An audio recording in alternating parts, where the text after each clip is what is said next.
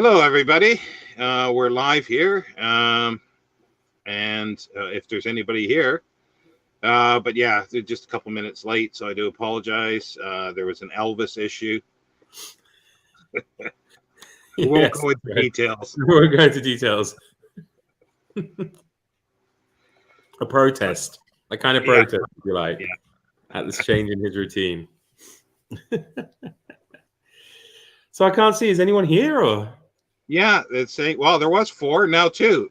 Oh well, you see, that's probably you and it. It's probably you and me. I don't want to see those 2 old. Oh dear. There. Oh. Yeah, it's warm here. The temperature outside isn't so bad, but it's just the humidity in it. It rained today, but not enough, and all it is just humid. I'm soaking wet. I'm getting fed up with the weather reports and stuff on my phone because, gosh, is that gin? Because this afternoon I was looking at it. I was like, oh, I wonder what the weather's like the next couple of days. And it said, right now raining. And I looked out the window, blue sky, sunshine, not a cloud in the sky. I thought, oh, we got some people. Who we got? Spirit of the Outdoor. Hello there. Sonia, hello. Making pottery. Wow. How cool is that? Mississippi. 4 eyes but can't see. Hey, Sonia. Good to see you. Scott's here. Wow. Hey, Scott. Nice to see you, man. Well, not see you, but you know what I mean. See that you're here. Can you be work? Oh, no, maybe I shouldn't say that. Well, I guess it depends what he does. So I don't actually know. So if he's another one of these teachers that seems to be plastered all over BookTube, then could be doing nothing for a couple of months of the year, like yours truly. Of course, that's due to end very soon, next week.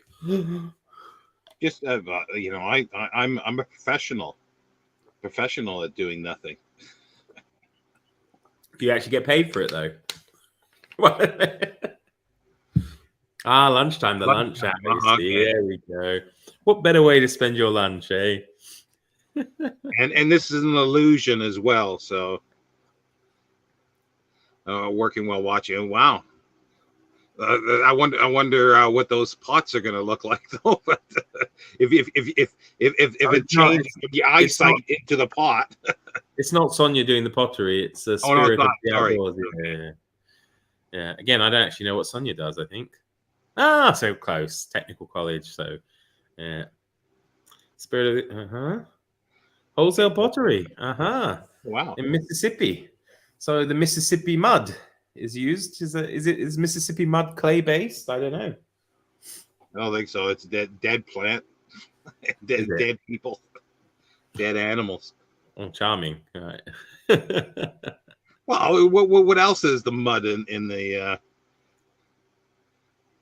medical coding? Now, Sonia, now that's a lot more dangerous. Surely having your attention diverted by us too while you're doing people's medical codes. Yeah, he's got 6 months left to live. Oh, whoops. Where did I type that in? Oh, dear. What a wonderful talent, though, yeah, to have to turn into a job as making pottery. You're still at work, too. Oh, dear. Poor you. Why can't everybody be in the same time zone? So much easier. Yeah. We're lucky that way, actually, I suppose, because we do have each other. There's only an hour difference between us, isn't there, Sean? So, it's 8 p.m. here, so 7 p.m. with you. I think for Scott, it's 7 hours from me, so it'll be 8 hours from you. Yeah. I don't know what time zone is Mississippi on? Is it on Eastern or?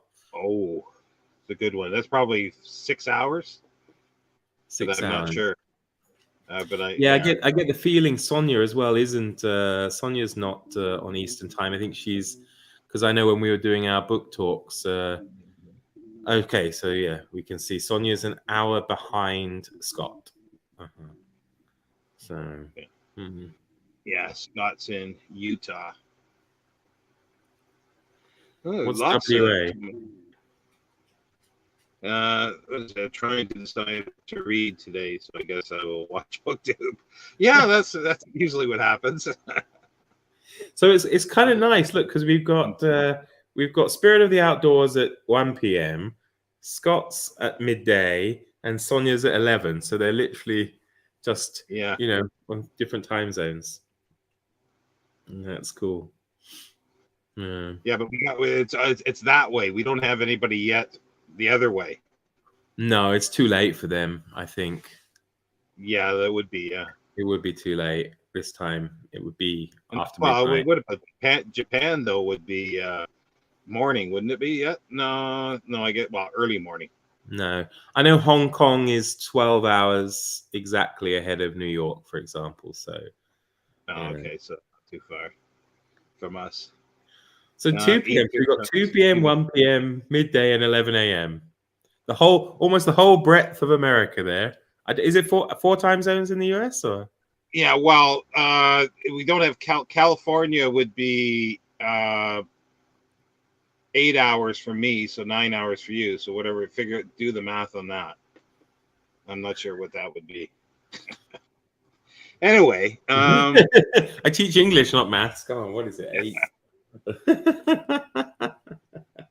So yeah, we thought we'd come on again and just sort of see what to chat about. Like there's been a lot happening this week. There are two more. Yeah. Brazil 15 hours. 15 hours? No. 3 o'clock. Oh, 3. Okay, yeah.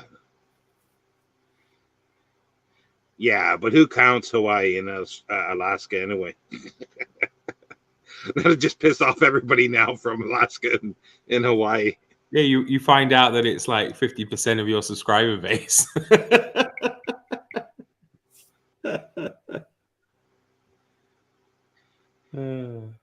Yeah, well, that's Newfoundland sort of in that category too. I could say that I'm Canadian. It's a good thing as an Englishman, I never make any derogatory comments about our smaller neighbors. Well, see you later then, Sonia. Thanks for popping in. So yeah, a lot's been happening, hasn't it, Sean? It really has. Been a week of drama, really, I suppose. Yeah, I don't think we want to get into too much of that, but it's sort of sad that it's happened and just too much. Well, I'll just say sticking in oars where they shouldn't be at times. Yeah, and I think more with that OAR, and I'm not doing that with a lisp. Should concentrate on positive things, perhaps, and this kind of thing. So yeah, sorry about that. Yeah, mean today? No, it's just a really decrepit looking chicken whose head's like all busted. So yeah, I don't know. Reading wise, have you managed to do any reading today, Sean? Not too much. I looked at a couple of essays. Yeah, I don't know. It's when I always had problems with heat to a certain extent, but I could get by with it. But ever since Canadian, man, you're not used to it. Well, no, it was worse than this at times. A lot hotter than this that I've worked in. But ever since the long COVID, it's just I don't know. It just my brain just turns to mush. It's really difficult to at times string two words together. I had a nap earlier, or at least tried to rest. So I'm a little bit better now, but there will be times probably that I'll be grasping for words. Well, luckily you've got me here, so I'll try to hand you the words when you need them, because of course I never have that problem, do I? But yeah, essays. I don't know if people you've done your video on it, and got a little group together to read essays occasionally. Crime and Punishment. Wow. Yeah. I can't really comment. I have yet to read it. I've got it. It's actually behind me. You probably can't see it because I know things in the the background aren't very clear on this camera, but I have got it and I do mean to read it. Yeah, I was going to reread it at the end of the year here again, but I don't know if I'll get around to it. Yeah, it is. It is quite dark at times, bleak as well. Are there any Russian novels of that era that aren't dark or bleak or depressing? Or I'm sure there must be. Russian literature was something that I haven't read too much of. Like I haven't read War and Peace, and I've read a few things, but not too many. And I wanted to rectify that this year by reading War and Peace, but I don't think I'll be getting around to it. yeah, I need to read those really. I haven't read much in the Russian literature. So I did read, although it's not as old a classic. It's kind of a modern classic, if I can use that expression. Master and Margarita with Sonia, actually, just last month, and it was funny. It was funny. It was really weird, and of course, it had dark bits in it, but it was a black comedy, really. What's this? Spirit of the Outdoors. Currently reading through all the Chronicles of Narnia, and just got to the Brothers Karamazov. Yeah, I've read that one, but the Dead Souls by Gogol is funny. Okay, a funny Russian novel. Well, Bulgakov. Only 5 people die of starvation rather than 50. You see, I quite like Gogol. I read Taras Bulba. I don't know if you've read that one. No, I don't. I've never read anything by Gogol. You've probably seen the film, though, I imagine. Possibly, if there was an old one. 50s. It was in color. It was Kirk Douglas and Tony Curtis and Yul Brynner. Oh, that sounds familiar. Yeah. Yeah, they were like they're Cossacks, and they were fighting against the Polish Empire and this kind of stuff. But it was a great book, and well, it's a novella, I suppose, but I really enjoyed it. Brazilian authors. Yeah, even know Brazilian authors. And I'm like, I can't think of any because a lot of stuff just hasn't been. If it has been translated, it doesn't stay in print. Yeah, you don't see it very often. But yeah, I can't. Well, I did have to check that he was Brazilian, so I suppose I could have done it. But Paulo Coelho is, if I've said that right, is Brazilian. Is he? Okay. I was thinking that as it came up. But I did have to check that he was. I didn't want to make a mistake. I couldn't remember if he was Portuguese or Brazilian. I've got the new edition, the sort of annotated edition of Ulysses, and I'm gonna attack it again next year. I read it a long time ago, probably in my late teens, early 20s, but I'm gonna attack it in the new year, and that's the best way to look at it, attacking it. I've never been so drawn to Joyce. Risk of upsetting Alan if he watches this at some point. I don't know. I mean, we had to read him at school, and I think that might have been part of it. I did enjoy some of the stories from the short story collection, The Dubliners, but I couldn't get on with either Ulysses or Finnegan's Wake. But I was only 17, 18, so maybe now I'm a little bit older, in my mid-20s. Oh, sorry, that sounds like someone else. In my early 40s. It might be easier to give it a shot. Well, that's what I'm finding. That's why I'm rereading a lot of stuff. There's some that I liked then, and I still like now. But that's like Don Quixote. I didn't really appreciate it then, and I really like it now. And I might very much feel the same about Ulysses. Yeah, you probably do grow into books, don't you? I suppose as well. I mean, what's this? Liz Spector is having a bit of a moment on BookTube with women in trans. Yeah, I saw something like this going around. That'd be kind of interesting. I wonder what were some of the picks that were chosen? Are they being like doing a group read of certain books, or people just picking out whatever they want with regards to women in translation? I don't know anything about this. No, I was asking. Paulo Coelho is Brazilian. Yeah, but it's self.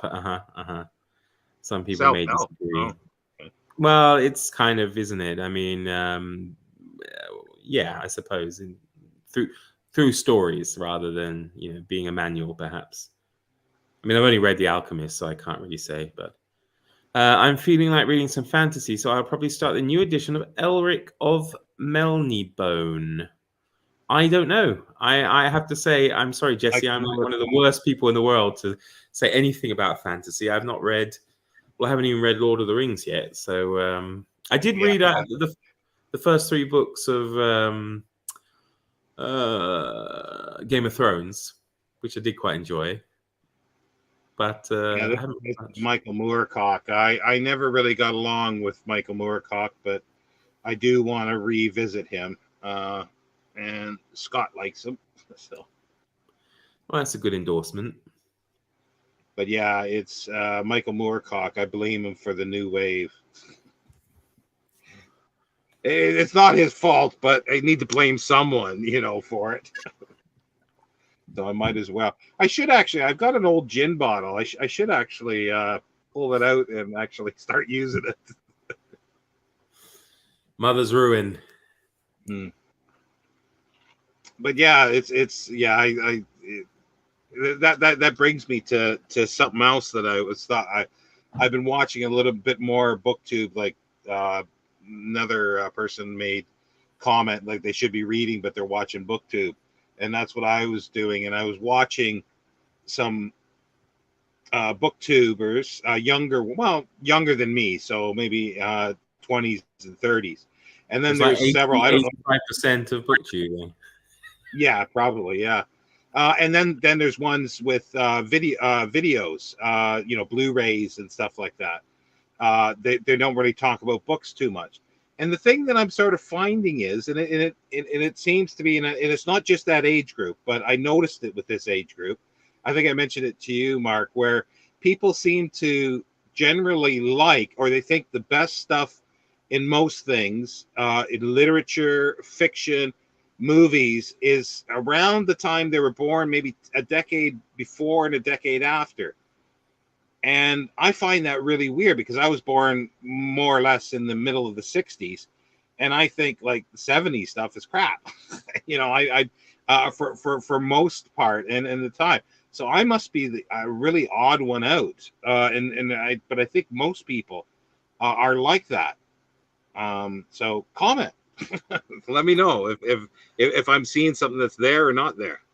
Well, I think that's a good point. I mean, when I look at, for example, films, I like films from my era, from my childhood. Of course, I'm still alive, so I guess it's technically my era. But when I was young, so films from the 80s up until about the late 90s, and then I really lose interest in a lot of things after about, say, 2003, something like that. But then I do like almost everything that came before it. So give me a classic film from the 40s, 30s, or whatever, great, all the way up till maybe 2003, and then I'm not really interested unless it's something special. I think overuse of CGI and things spoiled a lot for me. I was rewatching clips the other day of I can't remember the director. The film Waterloo, with Christopher Plummer and Rod Steiger, and they had 15,000 extras from the Ukrainian branch of the Red Army to film it. And now you think it would all be done with CGI, so it just takes away the magic. Going back to, I never heard of that author. Maria Machado de Assis is Brazilian and wrote Epitaph of a Small Winner, which is really interesting. Okay, I guess we'll have to let me add it onto my thing. Epitaph.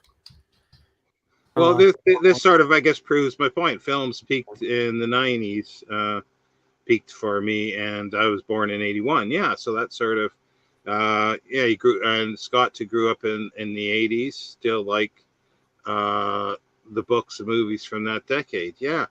I'm an odd one then, I guess, because it's like it's like I jokingly say that, it's if it's before my birth, then it's got a chance of being good.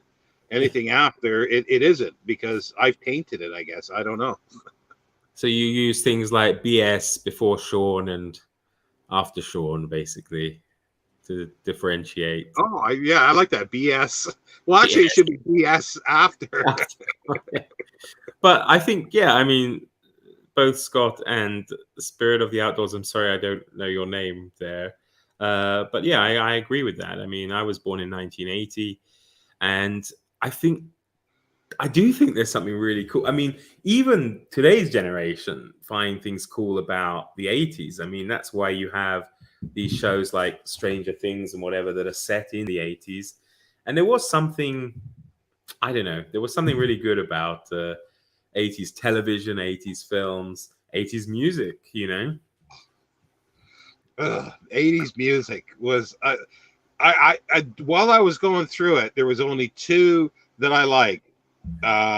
John Cougar, John Mellencamp, and Bruce Springsteen were the only rock ones that I liked during the 80s. But then it was in the 90s and later that I started listening to more, and I began appreciating it a little more. But I didn't really care for the music and films. I can't even think of too many 80s films that I like. So that's what I mean. It's weird. Like, it's just come as a revelation to me that this is what most people are like. The only thing is rock music. Like, to me, for rock music, it's sort of probably 76, 77, 78, maybe 79. Because once it went into the 80s, I didn't like it. And I liked sort of stuff then and after. But that was, beginning my teen years at that point.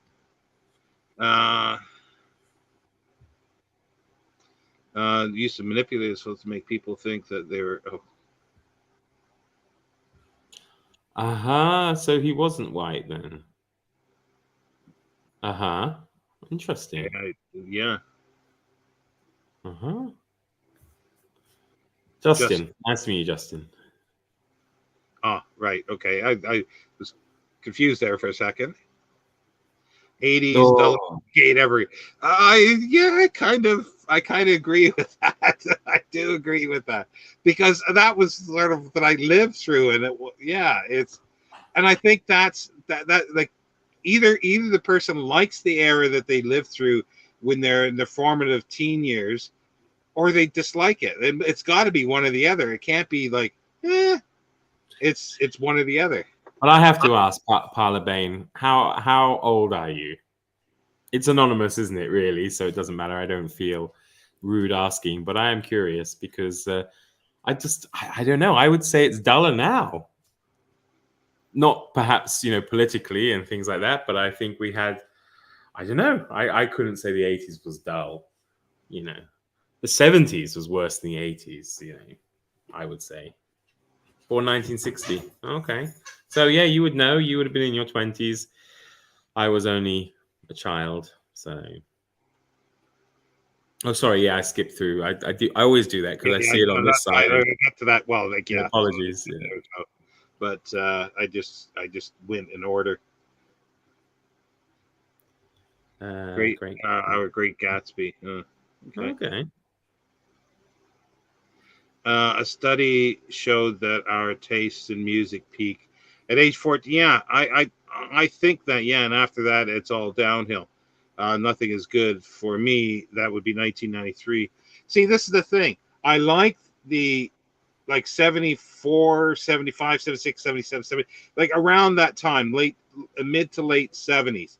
80s I thought were dead, but then when the 90s started, there was some really good stuff, I thought. And then it just died again, for me. Like there was a sweet spot there in the 90s that I thought was really good. Yeah, I mean, I would say that sweet spot was 94 to 96, 97 for me anyway, with the whole kind of, I don't like to say Britpop because it sounds like poppy nonsense, but I do think with the likes of Pulp and Blur and things and Suede, I mean, okay, they started earlier, but this was like their heyday, and to me they're great. I mean, they're some of my favorite bands. Well, to me, it's like ones that came out like the Cranberries. I think There her you go, voice Cambridge. Yeah. is amazing. You What's know, that, 93 to about 96, 97 as well, really? yeah, somewhere. That's I mean, there's a point there. Lunchtime is oh. Well, thanks for stopping by, Scott. Yeah, good to see you, Scott. See you later. But yeah, it's a weird thing because yeah, music, yeah, age 14 makes sense to me. That's the right age. I think I was maybe a little earlier for the time because I was born in 66. So 14 would have been 1980, and at that point to me that's where it was going downhill.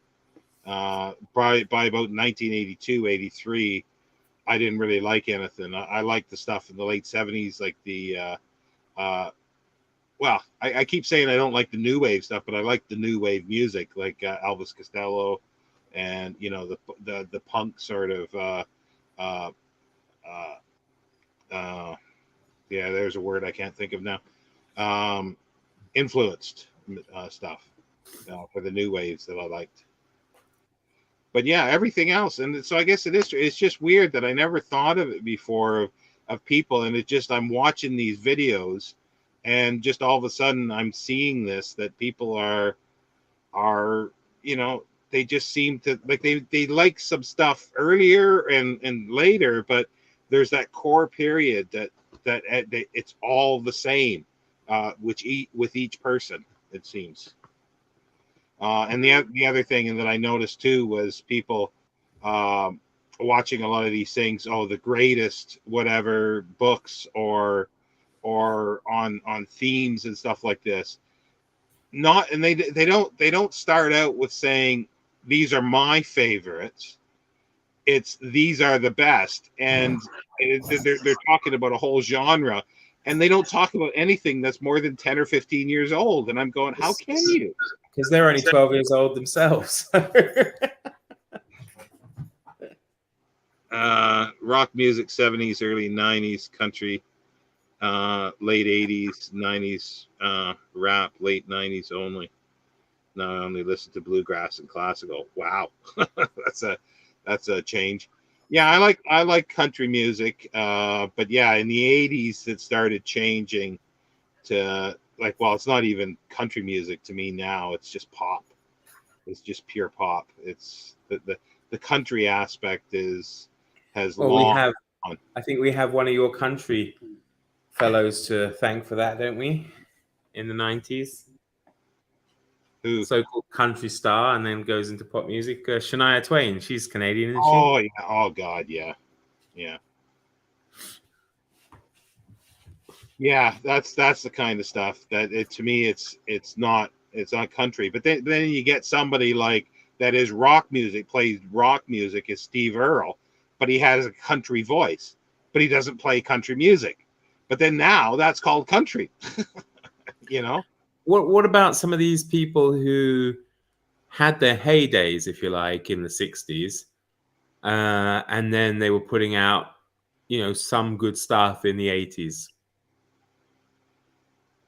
Like Like, who? say, I don't know, what's his name? Roy Orbison, maybe, or Johnny Cash. Yeah, Johnny Cash did a couple good albums with the America label. The American one, the Nine Inch Nails one is fantastic. Well, he did Tom Petty stuff too. I won't back down. You know, Yeah. and you hear Petty and Ben and whatever the keyboardist playing in the background. You know, and it's just that's fabulous stuff. But that's not really country Traveling either. Wilburys. Yeah, Traveling Wilburys was fabulous. At the end of the 90s, there was a wave of pop starlets and boy bands that made me give up. Yeah, oh, that reminds me of a fabulous film, but I thought it was so good. It was so funny. And I think most people, Josie and the Pussycats. It is a fabulous film. It makes fun of that stuff, but it's so well done. And it's like I knew people that watched this and thought it was really like, it's supposed to be like a movie that's supporting those type of things, and it's like, no, it's not. At 14, I was rock and roll all day, but adult life starts with I just don't care about music at all. But then I went to Scorpions concert and dragged me back to hard rock. Mm. I think so. I guess they're still together and They're still playing. going. I mean, I almost went to a concert of theirs. I think it was maybe 4 years ago. I can't remember. They were performing just down the road, and of course, in this part of the world as well, they are. Well, I mean, they are German anyway, so they're not far away. But of course, doing the "Wind of Change" song, it was a big hit for all of us in the former communist countries of Europe. So yeah, Scorpions are great, but. Going back to Justin mentioned classical music. It's nice to see more and more people are listening to classical music. It's a particular favorite of mine. I mean, doing this Audible August thing through Gareth's channel, books, songs, and other magic. Just a little shout out there. I've really enjoyed it. I've been today. I was reading. The Barber of Seville by Beaumarchais, because everybody knows the opera, but they maybe didn't realize that these were actual plays. First off, and I still can't make my mind up about the translation because it's translated from the French, but it's done in a modern way. And I know you were complaining the other day about that with regards to was it Alexander Platt's book or the Berlin? Yeah. Like putting East End London slang, like current sort of 1920s Germany. Well, he doesn't go as far as that, and it does make it very, very readable. But I've been enjoying that. I've been enjoying reading Mozart's letters. I've done only classical music. I said to Gareth, I was thinking I wanted to read Brett Anderson's 2-volume autobiography. He was the lead singer of Suede. It's one of my favorite bands. Ow. Jesus, sorry, he bit me because he put this thing on my leg, and then I went to grab it, and he went to grab it, and he just bit me on the leg. Ow.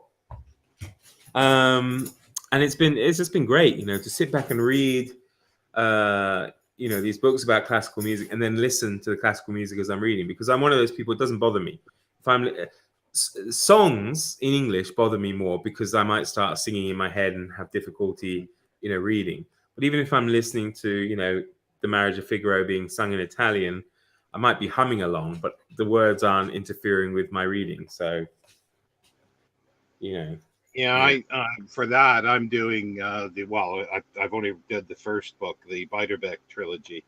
It's Bix Beiderbecke, that player. But I was going to, but I couldn't. Well, even if I could find a biography, I probably wouldn't be able to get it. But I'd love to find a really good biography of Karl Orff. I really like Karl Orff stuff, the Carmina Burana. Yeah. I don't think there is any good biographies. I don't know. I mean, actually, I have the Lives and Times of the Great Composers. I don't know if he's in there. It's quite a nice book. I kind of wish now I got the hard copy, but it was 3 times the price of the paperback. But it's quite nice. It's very deliciously gossipy as well, right? Even after all these years, kind of telling you what these people were into and all the things they did. A lot of gossip for Orff, that's for sure. Yeah. But yeah, no, it's just interesting, for music, because I keep wondering why I sort of was interested in sort of 20s music and 30s music, and my only conclusion is from watching the films, the 30s films, because I'm glad you didn't say 20s films. Well, late 20s. Well, okay. Yeah. You ain't heard nothing yet. Exactly. Oh yeah. Actually, it's a good point, Sean. Can you play any musical instrument? Did you ever learn or try to learn anything? I used to play bass guitar, but that's it. See, I could see you just sitting there going.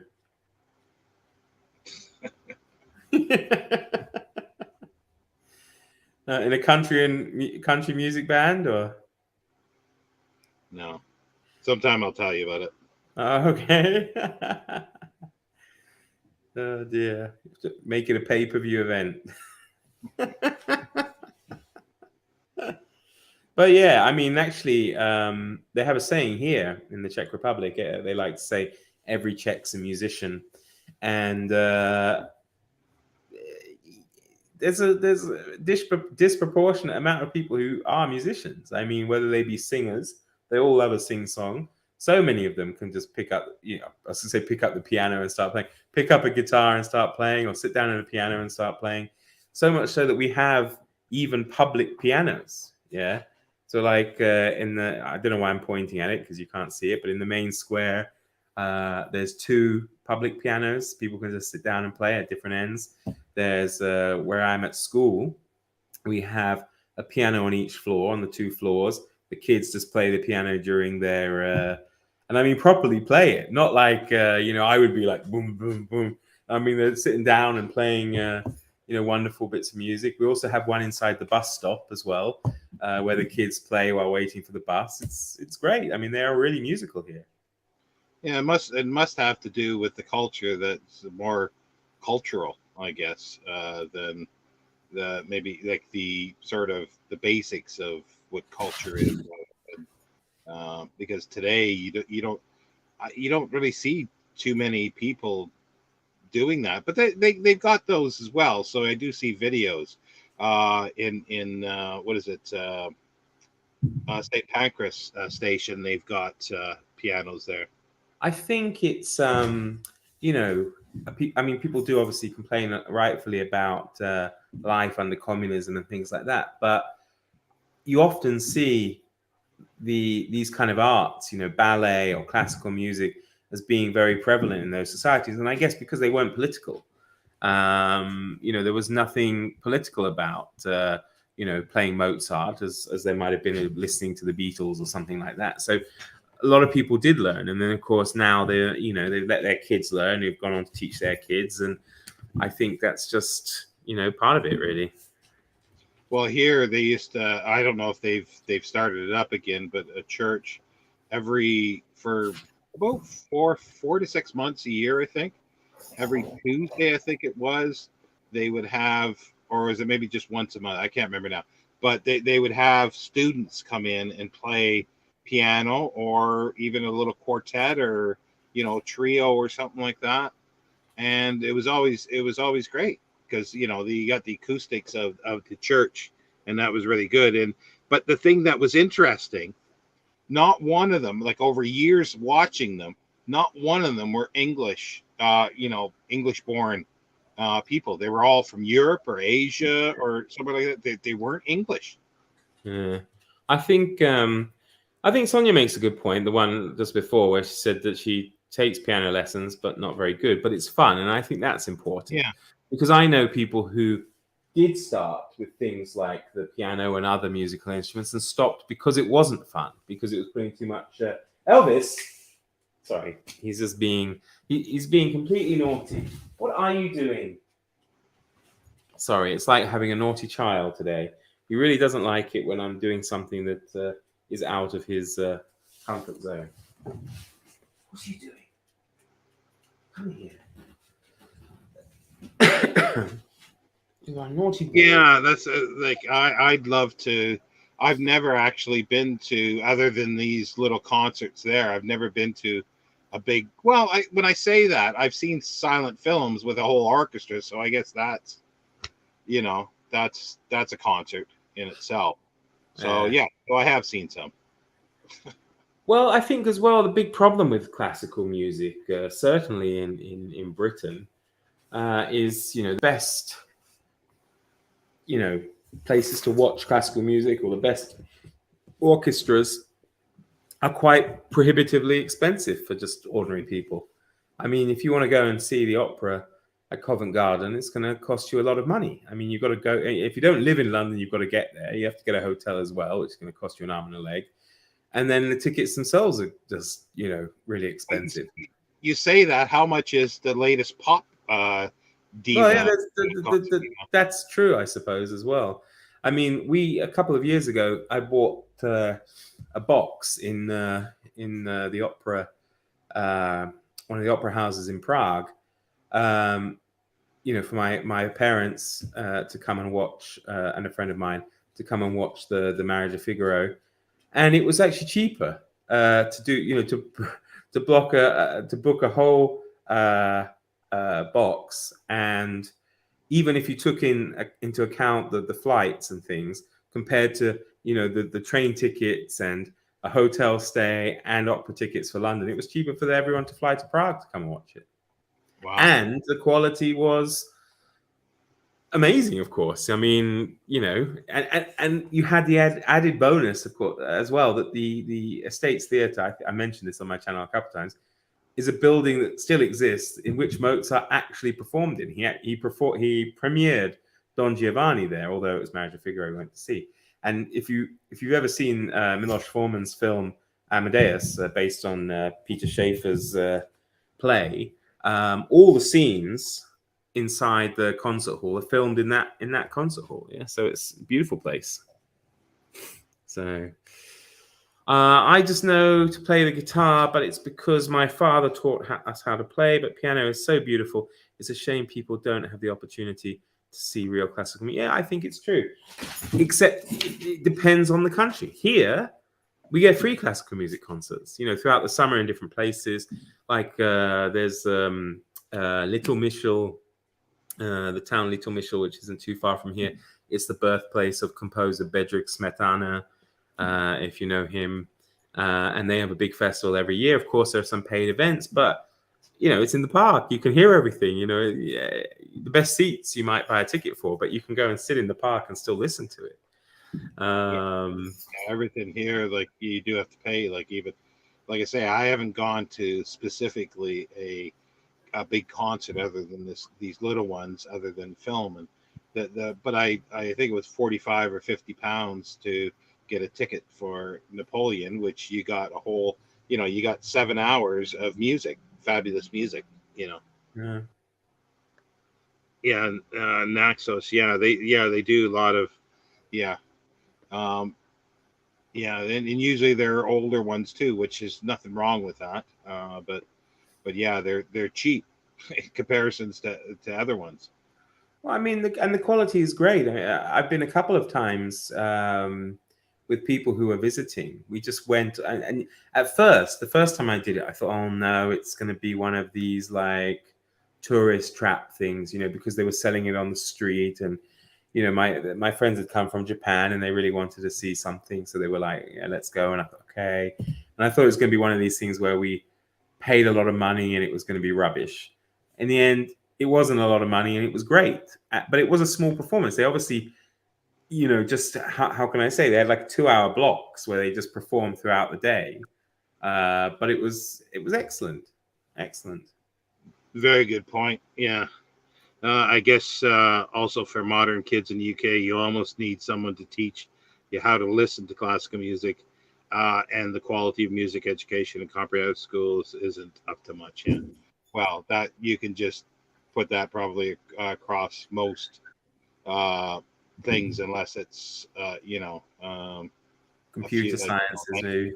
Yeah, and languages or history or literature is probably failing in most of the things in music. Yeah, and but these things are important. I mean, my first music teacher from primary school instilled a deep love of classical music in me. That's with me to this day. She would. I remember listening to Carnival of the Animals by Saint Saëns. Is it Saint Saëns?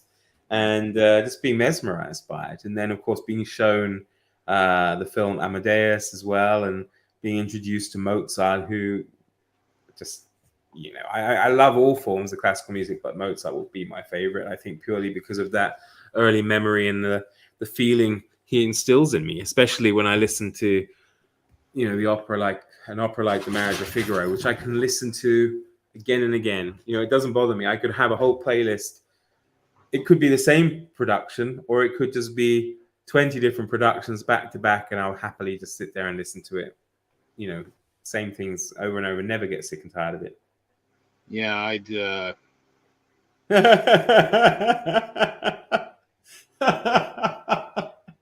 Okay. Well, of course, you got it right if you said the wireless. Yeah. Or the gramophone. Well, I was going to say that how I came to it was the same with books. A lot of times, I never had anybody, saying, oh, if you like this, you might like this. I just sort of went to the bookshop and pulled stuff off, and this looks interesting, and read. And the same with records for music.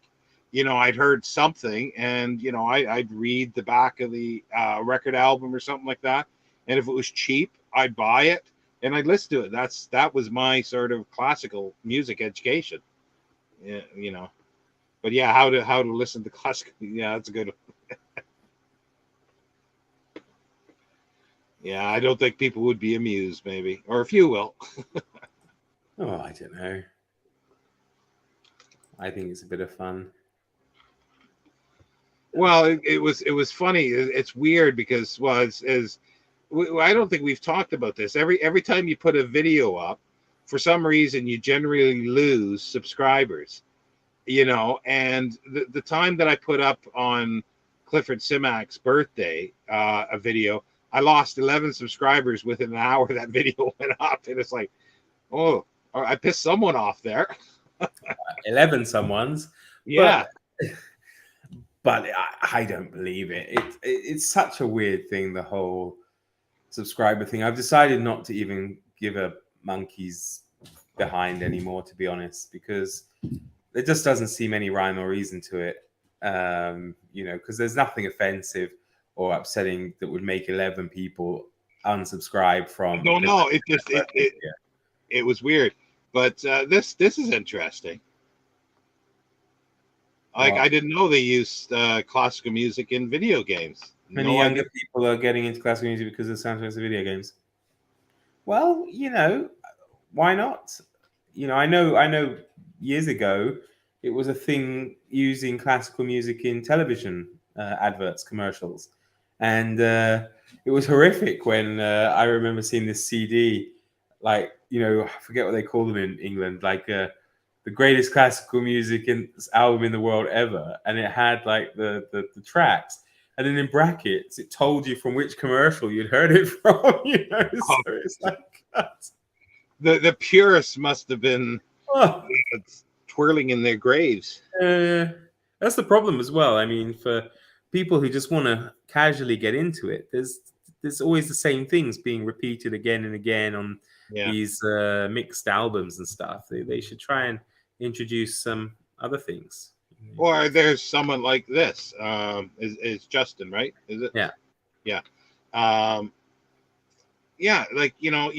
don't know that much about it. I'd love to learn more.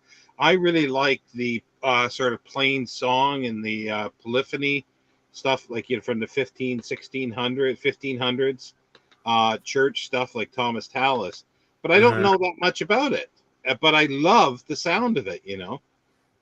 Yeah, there's something haunting about that era. I remember listening to an album of Orthodox music from Byzantium, and it was really haunting and beautiful.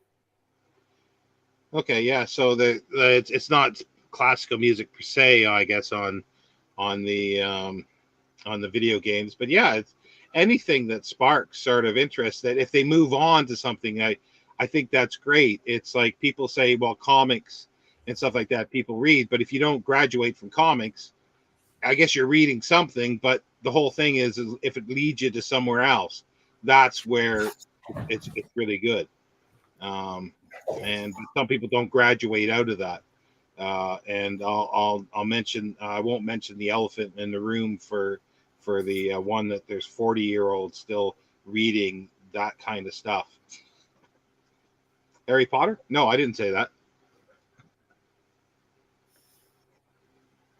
I didn't read Harry Potter when I was 40. No, but they read it when they were 14, and now they're 40, but they've never read anything else. Oh, yeah. Other than that that level of stuff. And like it's great that they're reading, but it's like generally people, as you move on and you try new things. I think this is true. This competition now that books have, and it's terrible. I mean, my neighbor, her son, what is he, 12 years old, just doesn't move from that computer. They were going on holiday this week. I'm hamster sitting for them, and she's struggled to get him to go with her because grandma's internet was too slow, for example, is where they're going to stay. And he just wanted to stay home alone at 12 and just sit there playing his computer games. And if he is alone doing that, he doesn't eat properly. He doesn't, look after himself, doesn't even move. And he's on there, chatting to his friends who are all in the same boat. It's just, I don't know, it's sad. I mean, don't get me wrong. I used to play the old Nintendo or whatever as a kid, but we had rules and boundaries. You could only spend a certain amount of time doing it, and half the time, I would lose interest in it and go outside and play. And that's another thing. You don't see kids playing outdoors as much as they did when we were kids. I think, Sean. It's a shame. It's really a shame. Yeah, well, that's the thing, and there's so many things that are vying for people's attention today, and it is difficult to do. And I don't have a TV. Well, I got a TV, but when I say I don't have a TV, I mean I don't have I don't watch commercial television or broadcast television. I've got all these Blu-rays all over the place that I watch when I watch something, because I just can't be interested in anything else. I mean, some of these modern things, they can have a positive impact. I think getting anyone into reading by whatever means is positive. A friend of mine, her daughter's 17, and I think she started watching maybe like Bookstagram or Book Talk or this kind of thing, which, is probably not the kind of stuff I would read. But it got her reading, and and what's really cool about it, she's reading now only in English. Yeah, she's a Czech speaker. She does speak English well, but it's a second language for her. But she's now reading only in English because all the books that sound good to her, that are being talked about by these people on social media and recommended to her and whatever, haven't been translated into Czech yet, and she wants to get in there. So it's amazing. Every time I'm putting an order in from Amazon, I'm having to check now with her if she wants something as well. Yeah, because we have to use Amazon Germany, and we have a minimum price for free shipping. So it's always good to get someone else on board. Also, they had a games night, games music at the proms. Some of it was great. 2 Steps from Hell is worth listening to. Love the proms. Yeah, this is all new to me. I never knew there was stuff like this for video games. Watch it. Oh, you're going to say the proms on YouTube? I'm like, I know you. I know you're not. Yeah, Sonia. No, I'm not disparaging Harry Potter. I just wanted to clarify that it's that people, whatever they are, whether they listen to one thing or read one thing, and they don't explore other things other than stuff that is the same as what they like. And I find, and I use Harry Potter because that is an easy one to do, because you see it, especially on BookTube, all over the place. Yeah. That it's young adult, or what I call juvenile books, and that's all they read, and they've been reading it for 20 years. Could just as easily have said Roald Dahl or Chronicles of Narnia, something someone reads as a child and continues to only read when they're an adult. Yeah. When I was a kid, saw a Lord of the Rings book in a school shelf and a beautiful Gandalf cover. That got my curiosity. I took it and read it. Nowadays, kids don't need to imagine it. They could, but there's nothing like your own imagination, though. That's the thing. Yeah, but I think if you don't use it, it becomes harder. So maybe it's harder for these kids to imagine the way we used to have to do. I mean, I find it difficult. If I read a book where I might have seen the film first, or I know who the characters are in the film, even if I haven't seen it, my imagination's spoiled, right? I'm only imagining those people. It was like when I read Master and Commander. I read the first book, 6 books, I think, in the Aubrey Maturin series. I can only see Russell Crowe and Paul Bettany because even though that's not really how they're described in the book, that's all I can see because that's who was in the film, and I happened to see the film first. So No, that's weird. I've not read any of the books, and I watched the film, and I really didn't want to read the books after watching the film. So I don't Russell Crowe. Yeah, no, but yeah, I didn't like it, but I do want to now read it because I've heard I have others to say though, it is a good film. I mean, I think when you read the book, you actually get a better appreciation for the film as well, and realize, apart from maybe a bit of miscasting, but you see how well they actually put Russell that together. Miscast in anything he does, but you see, I would argue that it's his best film, which isn't saying much, I suppose, but it probably is his best film. But yeah, no, it's just that's how it affected me. Was like, oh, I don't know if I want to read this because I didn't like the film, but but I always not always, but I a lot of times reevaluate stuff when I rewatch something or reread something, or read it if for any reason it's like as a perfect example was that I read Jane Austen like one year pretty well or something, or a couple of years. I read all that, like the Bronte sisters, everything, like all that kind of stuff, and I hated it. And I read some Dickens. I kind of liked it, but I literally wrote off because of that Victorian English literature for decades. And I went to French 19th century writers, and then of course, in the original French, of course. Oh yeah, I wish I could, but yeah, and then I sort of went back to other ones, and I go, oh, I missed all this stuff. I like this, like Trollope and others. So things do change. To figure out something I thought she would enjoy because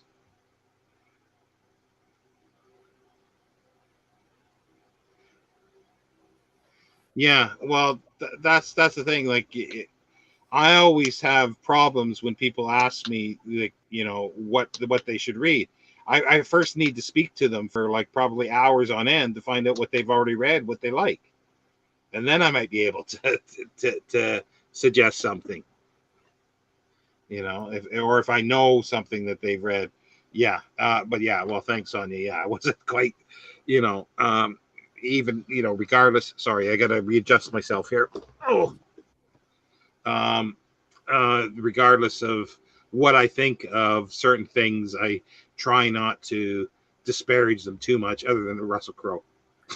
Well, I have to say, yeah, it is difficult to disparage any form of reading, even if you face palm when someone's reading, I don't know, I won't mention any names, but for example, something just like, oh my God, because at the end of the day, they are reading, and that's important. I think. It's like I said, I guess it's mostly for me is if that's all they read, and they never go outside of that. And when they try to go outside of that, because they've never done it, they just can't handle it or understand it, and rather than just jumping in the deep end at times. And yeah, there's going to be times that you're going to go, what the hell is this about, because you're not used to that style of writing. And that's where I have a bit of a problem with people DNFing books, before they actually get into it. It's like, because there seems to be short attention spans. So therefore, if it doesn't grab me in the first couple pages, throw it away. If somebody reads half a book and they don't like it, or there's specific things that really, really, piss them off or whatever, then yeah, I can understand that. But most of the time, it's for things that I'm going, really, just have a bit of patience. Oh, Justin, I thought we were going to be friends.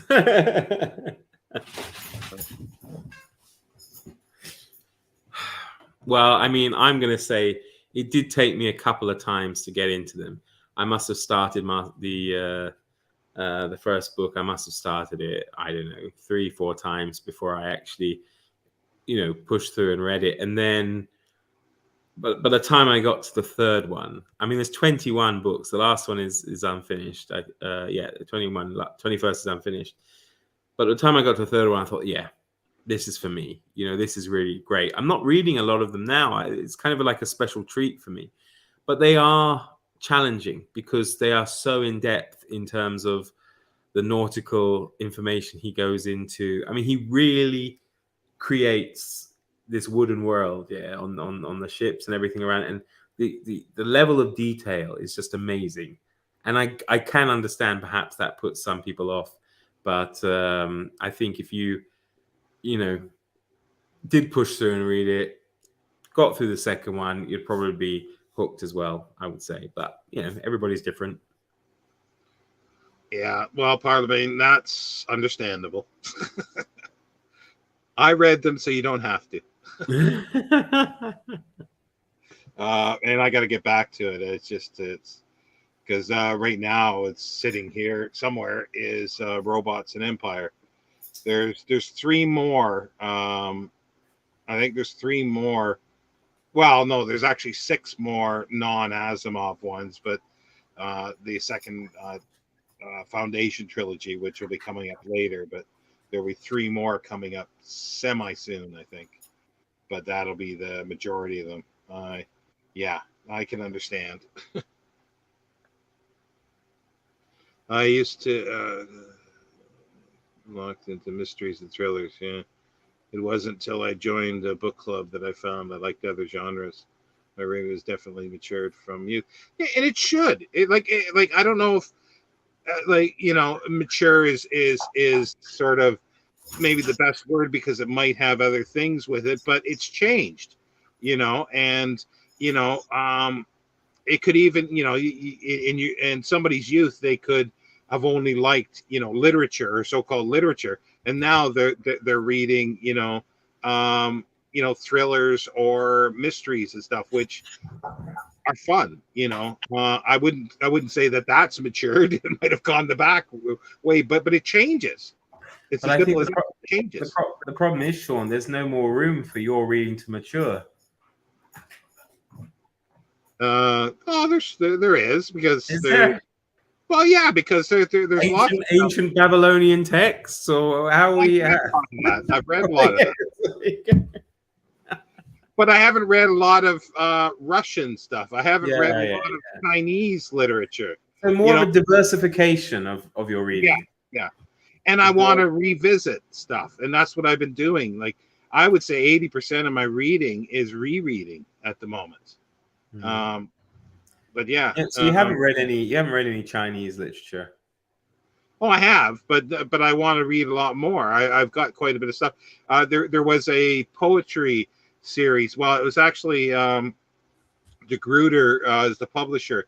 What do they call it? Chinese Library of Chinese Literature or something like that. They're putting out volumes, and they're starting out with poetry, and just some fabulous poetry that's from 1,000 years ago. And yeah, well, thanks, Pradavane. I'm glad you like my summaries, even though I think I'm a little too harsh on a lot of them. MJ. MJ's in the house. Hey, how's it going? What, are you Canadian, eh? I said, hey, not eh. So how's it going, eh? How's it going, eh? Yeah. Jak se máš? I want to read loads of it, but there's no Portuguese. Oh, okay. Really? You see, that maybe surprised me because it's such a well-known book. But then, necessarily, would it be? Yeah, I don't know. Yeah, that's And actually, I got a question for you. When you say Portuguese version, does it matter if it's Portuguese or Brazilian Portuguese? And is there a difference that it actually is harder to read? You know, are you fine reading books from Portugal without any issues, or you prefer just to read books in Brazilian Portuguese? So that wasn't for you, sure, of course. Yeah, just, and I'll just say the stereotypical line: "It's all Greek to me." I have trouble enough with English. Yeah, I think we're sweltering here, MJ, or at least I've been today, and I think it's hot where Mark is as well. It's trifle warm, definitely. Got the fan on. Got a hairy dog up against my leg, of course, which isn't helping. I can't imagine how it is for them, you know, for these hairy animals in the heat. Must be horrific, mustn't it? Yeah. So, well, I've been thinking about this at times. Yeah, hairy animals. Sorry. And I got a small pair of scissors, but they're not good enough. Have you ever been bald? No, I've never not bald. No, I'm starting to go because after the COVID, I like last year I lost about half my hair. I did it about, when was it? Maybe 15 years ago. I just shaved it all off completely. And it was one of the most amazing sensations. Because, you know, that part of your body hasn't been exposed since you were a child, right? And it was like really tingling. Like it was alive to every kind of sensation. It was just the weirdest thing. And it was a nice feeling. Like on this side is going to be all scarred because of shingles. So it probably won't look very good. Well, you might look like Gorbachev or something. 83 degrees. Yeah, that's what I'm not sure what that is. The last few days, I think it's been that 30 some degrees. Here it was 35, but then inside you had 10, so 45 inside. Are you checking up to see what 83 is in real? No, I was just curious what the temperature is right now. I mean, it's 9 o'clock at night and it's 23. So it's not too bad, but it's still not nice when it's 9 o'clock at night. Yeah, well, that's the thing. It's like whatever it is outside here, it's like 10 to 15 degrees hotter inside, and it takes days for it to cool down. So, but yeah, no, it's weird that you're asking about the Brazilian like Portuguese, and yeah, you don't think of that, but like I know in Canada there's like, you know, Quebec, the Quebecois French, like the books there are going to be very different than books that are in French in France. You know, a lot of people say they can't understand people from Quebec in France because it's more of an archaic. We don't really have that problem. I mean, I get, obviously I get annoyed by American spellings if I pick up a book and it's like, oh, you know, but it doesn't really, it doesn't really have any impact on how I enjoy the book, how I understand the book. It makes no difference for us. We're quite lucky in that respect. Yeah, there are times that there are words that have completely different connotations, and they usually do translate them. They change them to like penguin. Usually, if they have an American version, they'll change it. They'll change it, more Americanized, or vice versa, Americanized to British. Well, it's like Harry Potter, the first one, wasn't it? It was in the UK, it's Harry Potter and the Philosopher's Stone, and at least in America, I don't know if it's the same in Canada, it's the Sorcerer's Stone. To me, they're different things, yeah. Yeah. And why? I mean, couldn't an American child grasp the concept of a Philosopher's Stone? It had to be changed to a sorcerer. I don't know. It's odd that these little things happen, but it doesn't impact. There's not a big impact on the 28.33 Celsius. Yeah. So yeah, the last few days it was like 34 or 35 Celsius. So that must have been 90 some Fahrenheit, or close to 90 Fahrenheit. It's only oral French that is different in Quebec and France. Oh, is it? See, I'm Canadian. I don't even know that. Oh, I wasn't aware of that. I thought it would be different. Yeah, it's funny because I know a lot of when you watch Netflix or something. Generally, the if you have French subtitles and things, they tend to often be done in Canada rather than in France. Yeah, because there's so many more people who are so bilingual in English and French that often the subtitles for French end up being done by French Canadians. Oh, I'm so jealous that Justin's got air conditioning on, even though it's not really helping much. But then Mississippi, it's going to be pretty humid. On language reading front, I have to say that since I got my A levels, I love. Oh, yeah, it's moved. Where am I? I love reading in English, but then again, my native language is German, so this may explain the new preference. Ooh, I couldn't get away with saying that.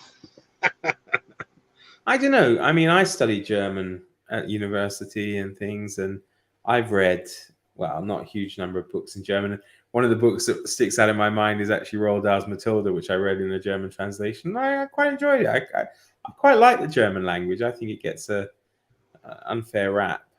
So, well, I love the like I love these little videos where they, they've what do they do? They've got like American, maybe French, and then a German one, and they say the word in everything, and I love it. Like Krakenwagen. It's like all these names for certain things, and you go, no, thank you. Yeah, but then you can listen to German sung in opera, and it can be very beautiful. Oh yeah. Well, see, this is the thing. To me, rock music does not. Okay, this is a personal thing. This is totally personal. Rock music does not lend itself to French. French language, I don't think. It does work for German, and it works for Russian, in my mind. But any other language, I don't think it really works other than English. But for German and Russian, it kind of works for me. It sounds okay, but French doesn't work for rock music. But again, that's just a personal thing. I'm not saying it's for anything else. MJ saying, magic sells more for kids. Yeah, I suppose so. For adults too. Oh, thanks, Nicole. Yeah. Dankeschön. Yeah. Well, at least somebody else. Yeah, French sucks for rock music. Yeah, it's weird, but then French for other types of music will work, But for rock music, it's like, and a weird thing is bluegrass. Have you heard Japanese bluegrass? It kind of works. You wouldn't think it, but it kind of works. I mean, one of the things I hate is Czech hip hop. I mean, you can obviously rhyme with it, but I swear, I mean, it just sounds the same. Every single thing sounds exactly the same. I cannot tell. Kids are like, yeah, I love this guy and I love that guy and that girl. And then they play it to me. I'm like, every single one of those things you play me just sounds exactly the same. Hello, Michael. Good to see you. Well, they used to, they like, the fuddy-duddies used to say that about rock music in the 50s, I guess. No, but I mean, it really does. I know.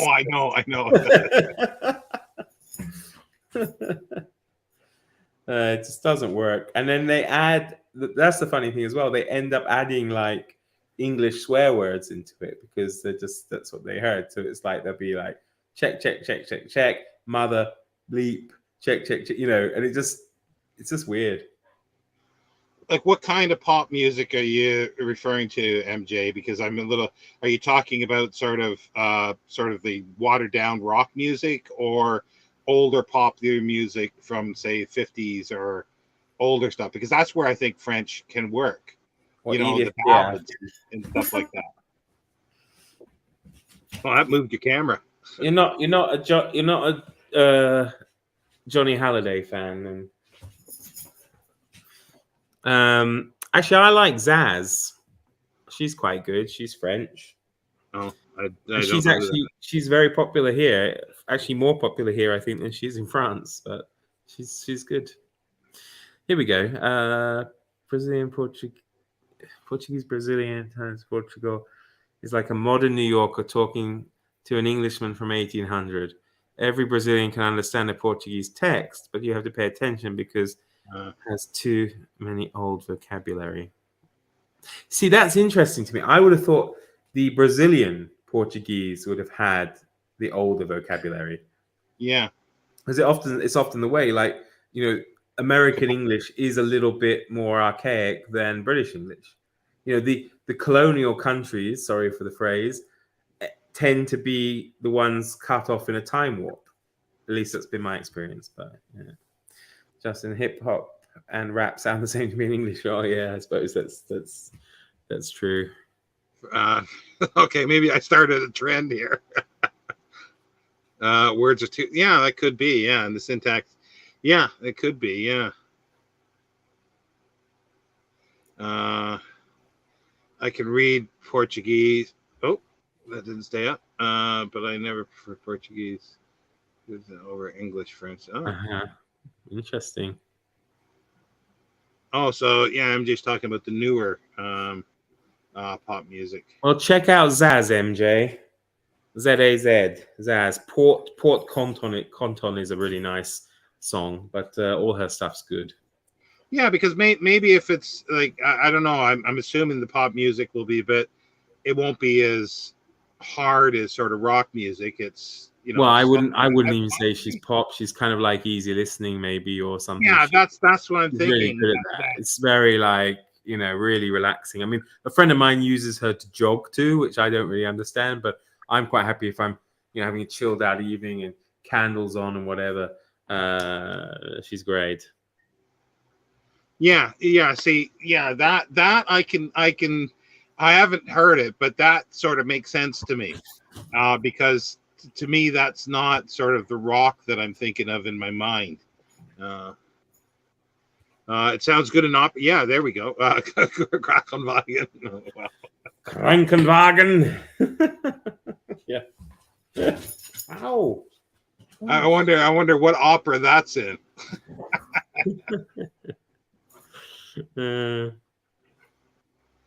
Bittershawn.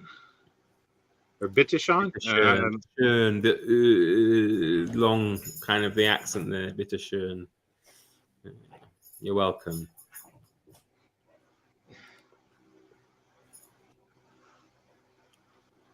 Yeah, well, she's good. She's really good. And the only the one that usually like old stuff, and I can't stand her voice, and I don't really care for her acting that much, is Marlena Dietrich. Oh yeah. Because she's like for some reason was a musical icon, and I just couldn't understand that. She was in some good movies, but it was despite her. And because they're all just, I think the ones with or most of them with Eric, not Eric, I was going to say Eric von Stroheim, no, Joseph von Sternberg, and then Billy Wilder did a film in the post World War II that she was okay in. He was over the top, but okay. So you don't like her as an actress either? Not particularly, no. She's been in some really good films, though. That's the thing. Like I say, the films that Joseph von Sternberg did, or Destry Rides Again, or Blue Angel. Well, that's Sternberg, I think. Those are good films, It's like Greta Garbo. I didn't think she was a very good actress. Before she went to the U.S., she actually was in some good Swedish films, and in a French film, or a German one. Yeah, Joyless Street by G.W. Pabst. But then once she went to the U.S., well, she was better in silence, I think. But I just did not like her in films. And these are all sort of the icons of films. It's like, Sophia Loren, I don't like. Marilyn Monroe, I don't like, even though she was in some good films. Ingrid Bergman. She's pretty good, yeah. She's actually good. I do They've like her. got her restored version, and it looks pretty good, of Joan of Arc on YouTube. Yeah, that's a weird film. She looks like a little boy in it with the haircut. Oh, And she was on something, some 19, the 1970s. Oh, I can't remember, in Britain here, in the UK, talk shows, and she was on there in the 70s, I think, flogging her autobiography, and she was talking about the filming of that, and she kept trying to muss her hair up to make it look real, but she'd always have, be descended on by hairstylists to put every hair back perfectly. gotta go, guys. Time to close the store over here. Sorry for my tough English. I'm an English reader more than a talker. And Mark, how can you not like Friends? Well, sorry. Oh dear. Well, obrigado. Bon noite. Well, it's not night, is it? I don't know. What's bon dia? See you later. Thanks for stopping by. Yeah, no, I'm never sure with some of these classic actresses. They can be a bit of a wet weeks or wet wimps and annoying. Like, to me, and this is going to sound bad, she's almost a bit like a weak link in Casablanca. Yeah, well, you see, Casablanca to me is good, and right up to the point that what's his name? The heroin addict from M. Peter Lorre gets killed. Right. After that, I think the movie goes down because there was too many. That's in like the first 15 minutes. Exactly. But it is a classic film, and it's people rave about it, But and this is just a personal thing, but I only liked it up to that point, and then after that, and I like her. I like Humphrey Bogart. There's so many Humphrey Bogart films that I think are fabulous, So it's just, and even is it Michael Curtiz that directed it? Like, everybody was good there, but there was too many fingers in the pie. You see, I don't know if she is good in it. I mean, I suppose she is good in it, but sometimes she's just a bit, I don't know, I can't put my finger on it. A bit like complainy, or I don't know, a bit too, but I suppose that's what she was meant to be. I don't know, but I can't imagine anyone else would have done it better, of course. So I'm not saying that. Well, but she's a lot better in Notorious, and other ones. The best person in that film for me, and I think he's absolutely magnificent, is Claude Rains. Yeah. And Sidney Greenstreet, even though he's not in it that much, but Sidney Greenstreet is great, of course. Yeah, well, that's where you get to Maltese Falcon. Yeah, Sidney Greenstreet is fab, because it's hilarious. Like, I just rewatched that about 3 or 4 months ago, and it's almost as if there was a contest between Peter Lorre and Sidney Greenstreet, where Peter Lorre was doing all this business in the background, while Sidney Greenstreet was doing his acting shtick, but Peter Lorre was like, the way he was sitting in a chair or moving around, it was just fabulous. But they were great friends as well, which is nice. They were really good friends. So. It's not a bad film. And yeah, like that's the thing. Yeah, the light. It's like a lot of black and white films. There is a really great cinematography and stuff. It's just, I don't know. I just find that it just falls apart as a story, and it just doesn't. Like I say, it was good up to a point, but then again, it's a while since I've seen it, and I always poo-pooed Citizen Kane. Like in 20, 30 years ago, I just really didn't get it. I don't think, until I started watching a lot of European silent film, and then all of a sudden I go, yeah, I get it. And then when I watch it again, yeah, I really get it. So, there could be a change for Casablanca. I don't know if I've got a copy of it, but I definitely would get a really good, if there was a good copy with extras. And I'm one for it. Not just the film. I want at least one commentary, a dozen even better by great people, a big booklet. Not You the know. colorized version, then. Oh no. That's an abomination. Yeah, Yeah. definitely not colorized. I really hate colorization, because like MJ was talking about the lighting. She's You talking about lose the it. lighting. Like Yeah. yeah, it's gone once it's colorized. All that cinematography and the way the set was lit, or wherever it was, is gone. It's just, it erases it, all that. Speaking of Peter Lorre, I really want to see M. Yeah, it is good. Yeah. And I've been wanting to see it for years. So, and I haven't got around.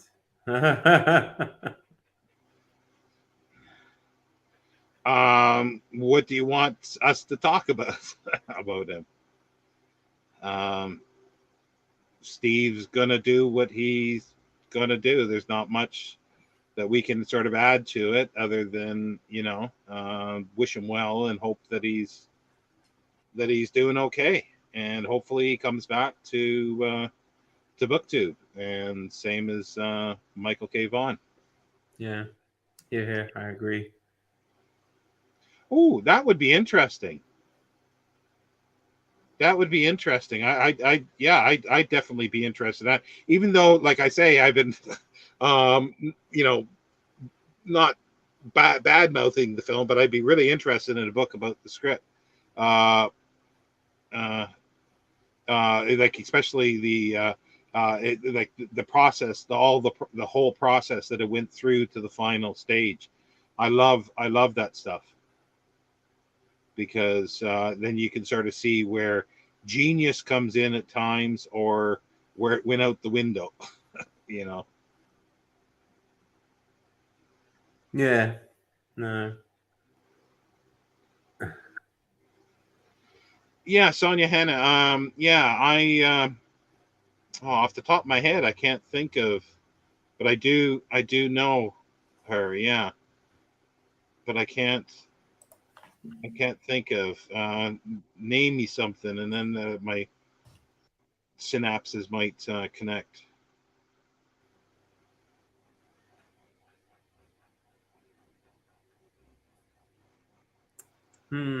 She was a figure skater originally.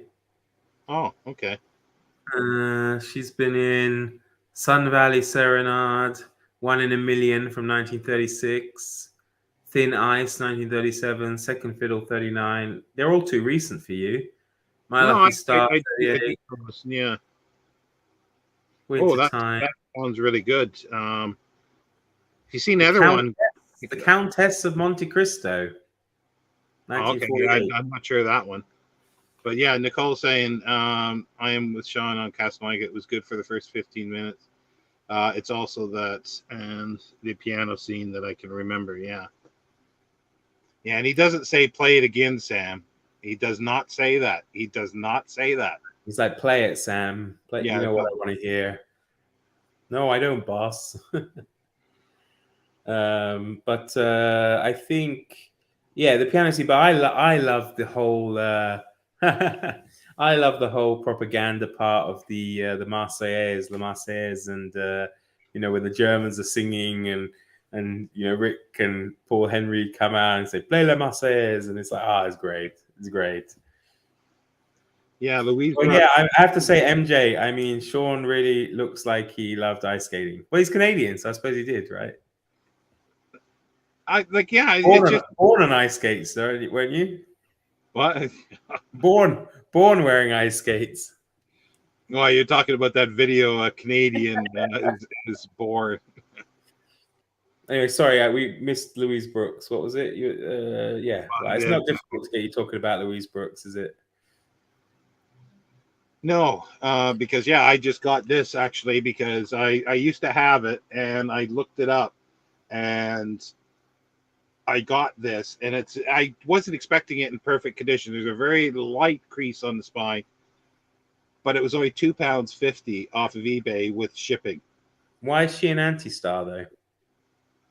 Because she did not like being a star, like the star system and Hollywood. She thought it was like a machine that just ground you up, and she didn't want any part of that. She didn't want to be told what to do, you know. I was impressed when I saw videos of her when she was interviewed when she was already into her 70s. You know, she looked really good, and she didn't look like I expected at all, because obviously her hair was lighter, it was longer, and and she was much older, but she looked really good, and she had quite a nice way of speaking as well. So No, yeah, that they because she didn't. You got to get the hairstyle for sure. But what was I gonna say? What was I starting to say? The about speaking. Yeah, because she refused to do the reshoots for the Canary murder case. That's the Philo Vance film with William Powell, because it was done silent, and then they were putting sound to it, and she refused to do it. So they'd already sort of fired her at that point, because before that they wouldn't give her a raise, because they're saying, well, we don't know if your voice is good enough for sound. So she just said, well, and she buggers off to Berlin to do Pandora's Box.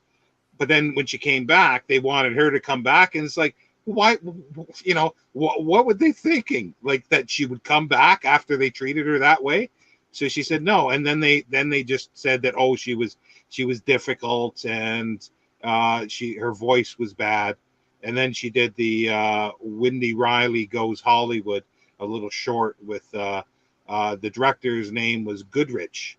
And that was Roscoe Arbuckle, Fatty Arbuckle. That he had to direct under a pseudonym, false name. Oh yeah, after his court case and things. Yeah, well, that was William Randolph Hearst that sort of crucified him without any kind of evidence at all at the time.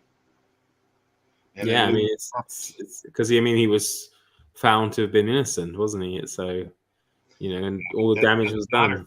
Yeah, didn't matter. Guilty in public opinion. And all that time, I think during that time, well, no, maybe it was a bit later, that Louise Brooks was at San Simeon with Randolph Hearst, because Marion Davies, his mistress, his niece, Pippi, I think is Letterer. Oh, I can't remember her name, but she made good friends with her, who then later committed suicide. It was a sort of a tragic story. And she she married? Did she? She married twice, but the first was Eddie Sutherland, who was a director. She divorced him quite quickly, and then she married something Deering. His name was, a dancer briefly in the 30s, and she divorced. Oh, so she was single then for the rest, was she? Well, she wasn't married. Let's put it that way. But not quite in the vein of Mae West, though. No, well, she had a lot of supporters. Let's put it that way. Yeah, I can imagine, right? Yeah, super Tim. Yeah. So yeah, it doesn't take much to get me to talk about Louise Brooks. The only thing that's bad about this is the reproduction of the photographs are poor in this. I don't know. I've never seen the French, the original French version of this, so I don't know what the reproduction of it are.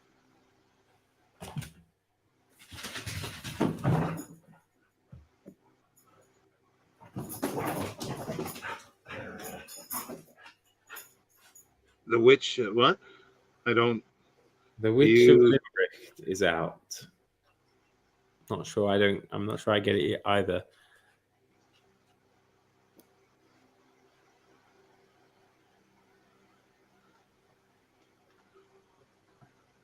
So Parlebane asked me to You'll talk about, probably or know. get me to talk about Louise Brooks, and then he disappears.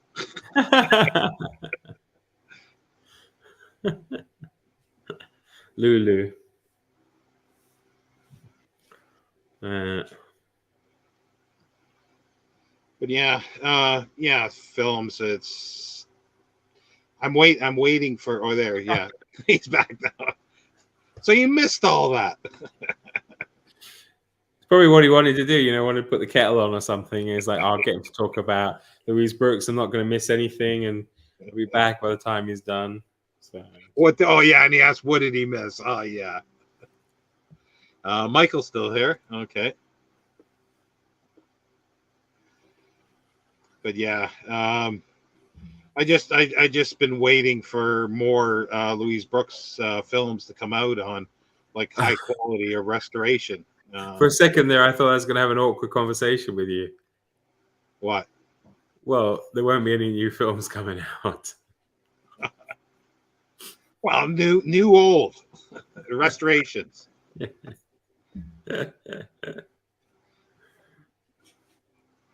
Oh dear. Thing is though, she's quite young, isn't she, for the silent movie era? Because she's born almost a decade into the 20th century. Wow, 1906. Well, okay, it's over halfway, isn't it? So she, her input couldn't have been super massive, could it? I mean, let's think. She's 20 in 1926. She packs a lot into well, how old was she when she got into her first film? She was 20 or 19, I think, 18 or 19. Oh, she basically packed her whole career into 3 years. A little more than that, yeah. Well, for the silent stuff, but then her last film was 1938. But that was just sort of bit. What did she do? What did she do between 1938 and when she died in 1976? Was it 1980. So what did she do?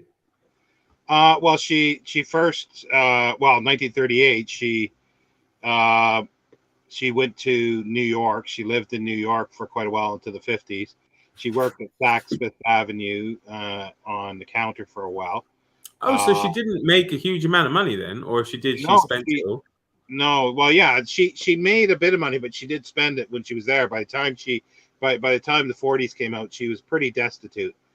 She even possibly was an escort for a while to sort of make ends meet. Do what you got to do. And then she did voices on for soap operas on the radio in New York. I've never been able to find out. I don't know what ones she did because I don't know if they're still available. Because I don't listen to a lot of the soap opera old time radio, but yeah. And then she sort of was. She went in the 50s to France for the Cinéma Français retrospective of her life, and basically a sort of fund was got together to sort of keep her supported, and she actually had some money from a previous lover or two that sort of kept her going, and she went to Rochester, and I think she lived on like $200 and some a month or something like that. She didn't have too much. It's sad, really, but I'm sure her story isn't a lone one. No, but yeah, she just she could have had it easy if she did certain things, like sleep with the right people and that, but she wouldn't, and Nothing's so changed. she it wasn't the way it was then. It's like if she wanted to make it, those were things that she would have had to do because it just wouldn't have happened otherwise. Especially at that time, there were some actors and actresses that were before, I think that were able to, by the time they got into the late 20s, like Lillian Gish, that was able to demand certain things because she was a big box office hit. But they wouldn't take it from an upstart like Louise Brooks, that's for sure. Yeah, I guess, I mean, from what I gather with Mae West, for example, she got into films quite late, and she wouldn't have had that issue either, because they basically begged her to come in. And I think even on her first film, she was able to choose her leading man even. So, yeah, obviously there were some exceptions. But it does make it sound like pretty much every other woman then, and maybe man too, because I've heard some things about, what even the likes of Clark Gable and co got up to. You know, Well, basically yeah, everybody had to sleep to get a role. It was sleep with someone to get a role. well, yeah, because the story is that Clark Gable refused when he started doing Gone with the Wind. He refused to do it with the first director because the first director used to, how do I put it, perform certain things on uh, for Clark Gable, and he refused to have him around. And that was the only way. Like he did it to get parts, to get work. So yeah, it was everywhere. Terrible. And then the bad thing with that Pepe Lederer, who was the Marion Davies's niece. She was quite young, and she wound up uh, throwing herself out of a window in a mental hospital. But she was on she was a cocaine addict and other drugs for a while. But I guess it was about like 1929, New Year's Eve of 1929 into 30. Well, she found out in, I think, early months of 1930 she was pregnant. But she didn't know who the father was. She didn't know anything. And what it was, that they both went to a party and they got drunk very badly, like really, really, really drunk. So, and they figured she was, well, she was raped. And Mm. Louise Brooks found out uh, after the funeral, after she killed herself, that a friend of hers, who was supposed to have been a really good friend, sort of bragged and says, "Oh yeah, well that's what I do to the women. He gets them drunk and then takes them somewhere and rapes them." You know, It's and horrible. yeah, and that Good obviously, thing. Good thing that things are better now, right? yeah, but yeah, it's the kind of thing that I don't think that's was uncommon. That's the thing, especially in Hollywood. So As I said, it doesn't seem to have changed that much when you see all the whole Me Too movement and all that kind of stuff. It doesn't seem that Hollywood got that much better. yeah,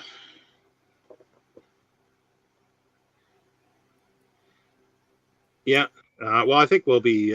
I'm not sure if there's many more questions, but there's still more people than when we started watching. So thanks for Tschüss, stopping by, tschüss, Nicole. Nicole. Bis bald. But yeah, Gute Nacht.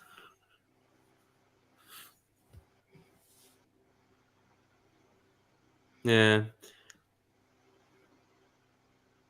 Well, it's funny. I mean, it might be interesting if people have us on just for background noise. background noise. Well, yeah. I mean, there's like 11 people watching or something. Well, it's 8 now. 8 There's now. like Okay. 9. Yeah. Well, Nicole's left. But yeah, it's funny what they're doing if they're not chatting. They're just kind of lurking and listening and thinking, oh, it's nice kind of background noise while I So cook I the dinner. guess for Parlabane, the next what's the next topic that you would suggest that I talk about? Clifford There's D. only Simak.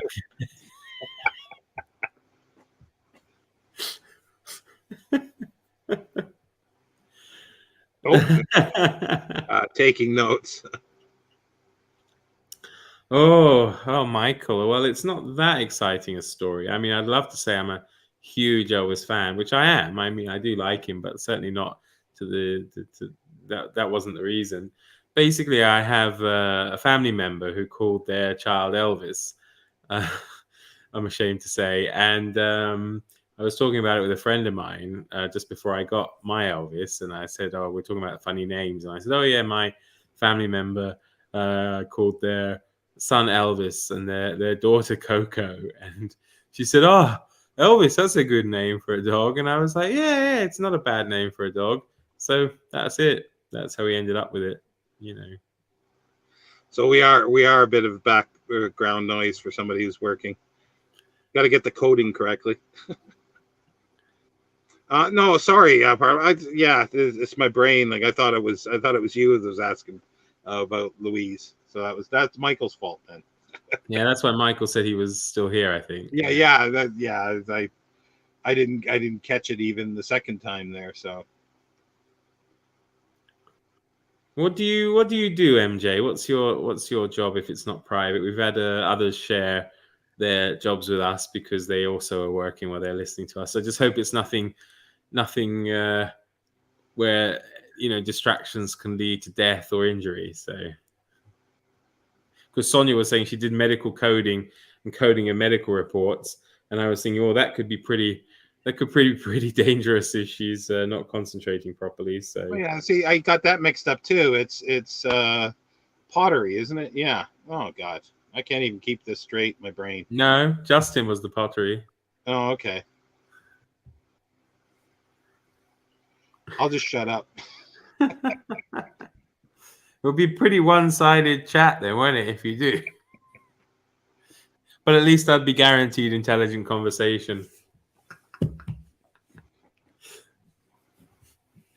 See, there's a lot of times I just ignore things. Oh, we got the answer there. Translating. No one's going to die. Well, it's actually not translating like medical instructions. It's okay. Need to take notes. I think he means you need to take notes. Yeah, probably. Yeah. The beauty of this is you can actually play it back, of course. So if you've forgotten something, you can. Yeah. Not while we're doing it, but you know. No, but I can scroll back the comments. But that's true. But yeah. That's true. Yeah, but yeah, it's just see this is the problem with my brain. Like, you know, half the time it's not the greatest. Yeah, I hear that it's supposed to be really good. It's a beautiful film. It's very strange, but it's a beautiful film. Yeah. That would be nice to see. Oh, my favorite poet. That's a bit of a difficult one. I guess John Clare would probably be my favorite poet. But yeah, we'll get to the Red Shoes. Michael Pressburger. Pressburger, and I can't even think of the other name. And MJ said doing paperwork. Ooh, secret. Ooh, yeah. Yeah, Powell and Pressburger. Thank you.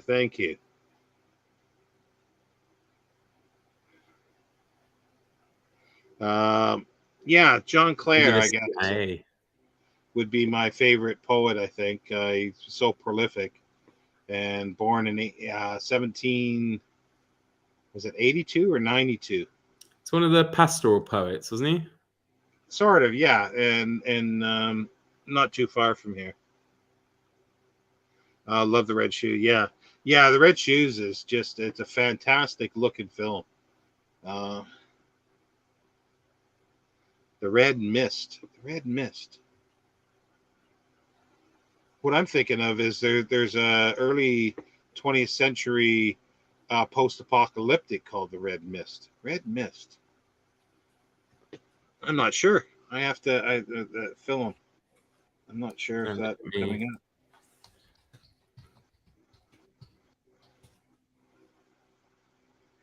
up. Let's see here. I have to check it. Red Mist film. Freak Dog 2008? No, that can't be it. Well, there's one in 2021 and 2019. Yeah, I can't see what it is. The Red Mist. Because I'm sure there's a Red Mist book. I think there's a post-apocalyptic. I'm thinking of something else. Oh, okay. May have the title wrong. Poe story. Oh, yeah. Oh, that's. Oh, yeah. I know which one you mean. I can't think of it now. Edgar.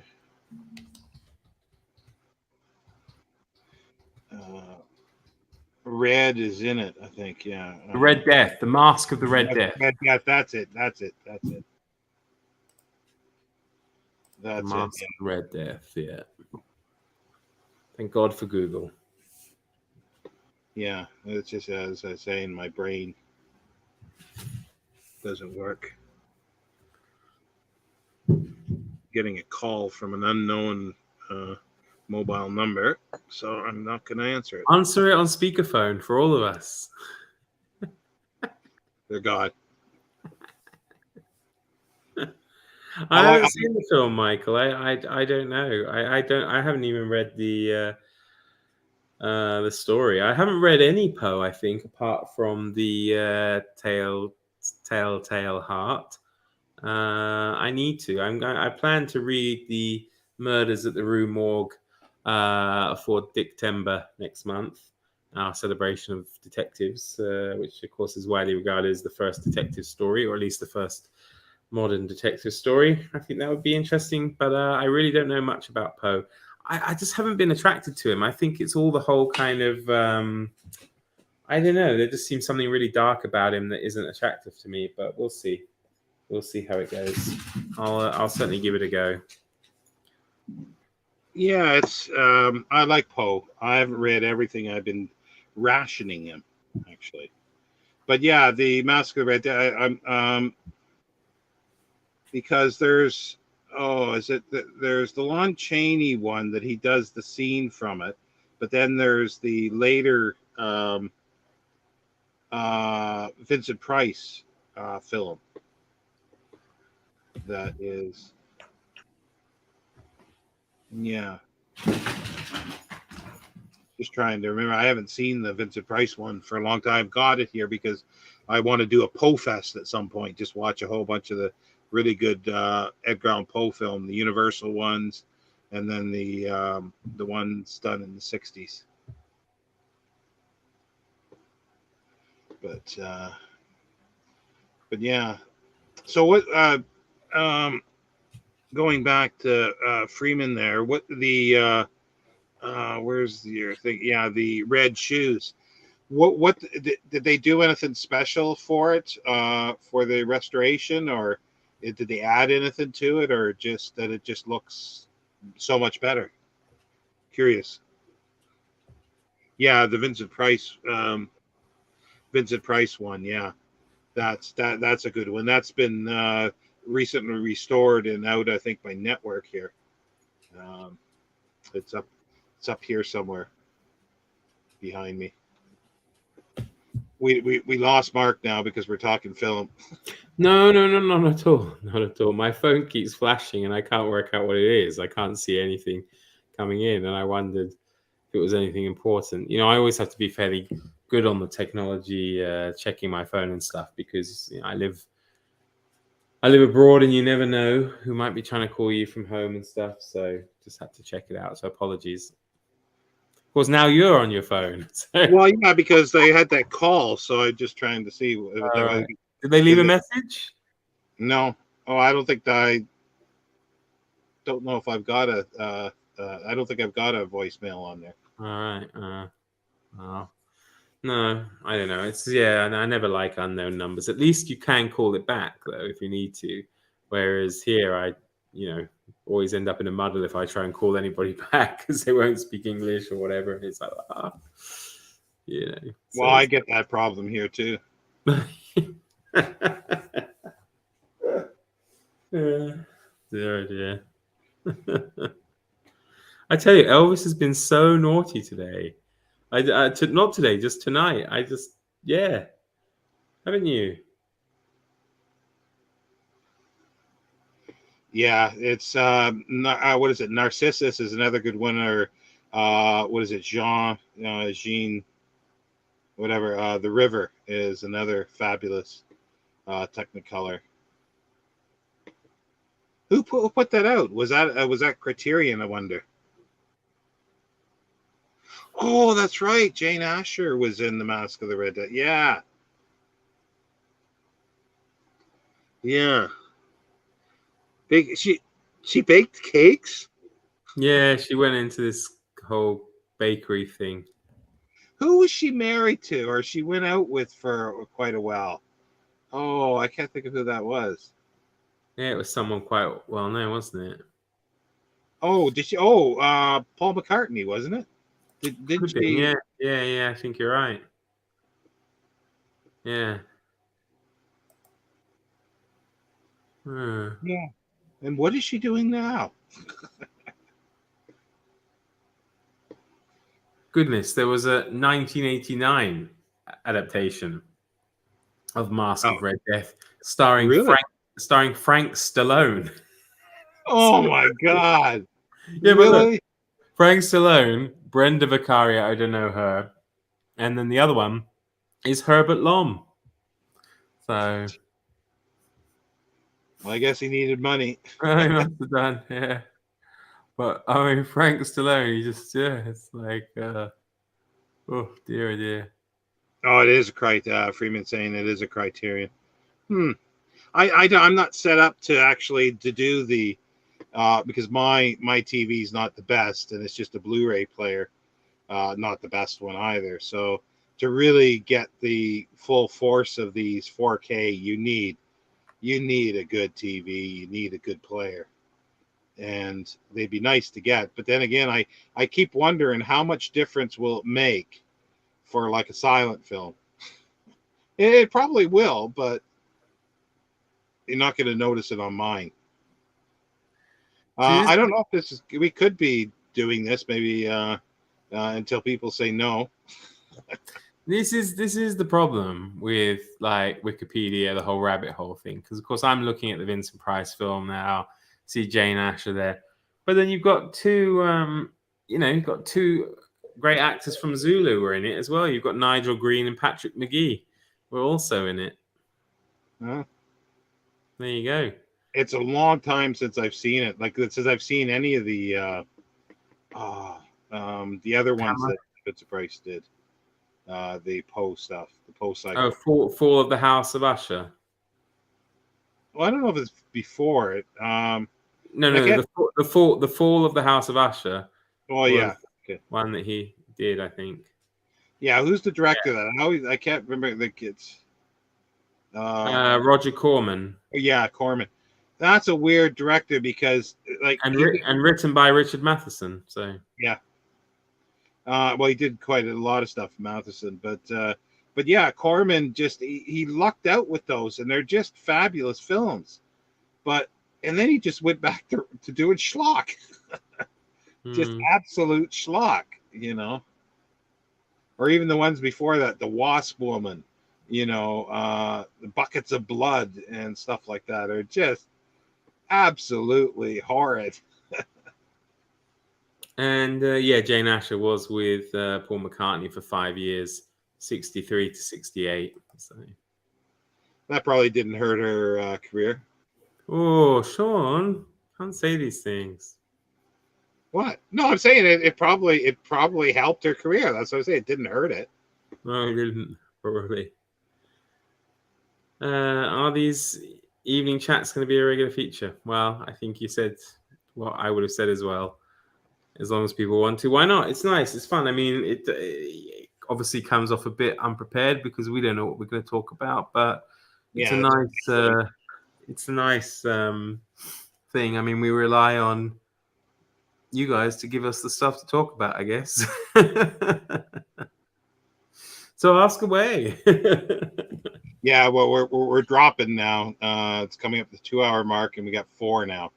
I don't know who's still here. So, well, that's some hardcore audience there. So, yeah, we need to work out a more regular time slot, I think, rather than I think if it was on a Friday evening, later, it could probably be better, but not too late because Well, we got 5 here. Everybody pop in or pipe in and say what day would be best, and sort of that might be helpful. And then if we get a consensus.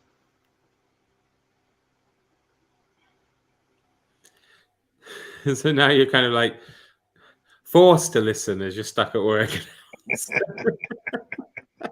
Or work at home or something, but I don't know. Oh dear. But yeah, and well, yeah, topic wise, it's yeah, even though it's we're booktube channels, but interest in other things. So, Oh, thank you. Michael's saying Thursday evening, but not too late. Okay. Well, it depends. That's a bit tricky for me. I teach Thursday evenings normally, and I don't get done till near 9. So I know it's not too late, but we'll see. We'll see. Yeah. Well, I was thinking to myself, I hope nobody says Thursday evenings. Of course, everybody. Well, Michael's here in the UK too, so 9. I don't think. Yeah. Is... So basically, they just want you, Sean. That's it. Now they know I can't do Thursday. Well, it will be more difficult. They're like, yeah, Thursday. That's fine. You can get somebody else to fill in for me. I'm sure we can manage it somehow. I mean, it depends what's not too late. If it's like 8 p.m. start your time, it would be all right, I guess. But it would probably Sorry? Yeah, because if you finish at 8, I mean at 9, so that would be 8 here. So, but I could probably only commit to an hour then. But if it's every week, we probably only want to do an hour anyway, wouldn't we? Because we need to save up stuff to talk about for the following weeks. But I mean, we can see how it goes. But I have to get up so early here. I mean, you English people wouldn't believe how early we get up in the rural Czech Republic. Well, you know what P.G. Woodhouse said about getting up early causes insanity.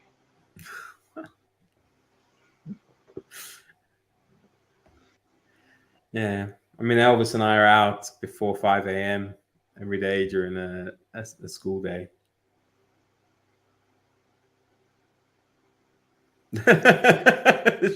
Shaking your head. It's like the only time that I can really remember liking mornings was after doing 12-hour shifts from I think 7 p.m. to 7 a.m. When I was living in Toronto in the 80s, doing security guard, and I worked that shift 7 days a week for I forget how many months. And then when I switched back to sleeping at nighttime, I was up at 5 a.m. all the time.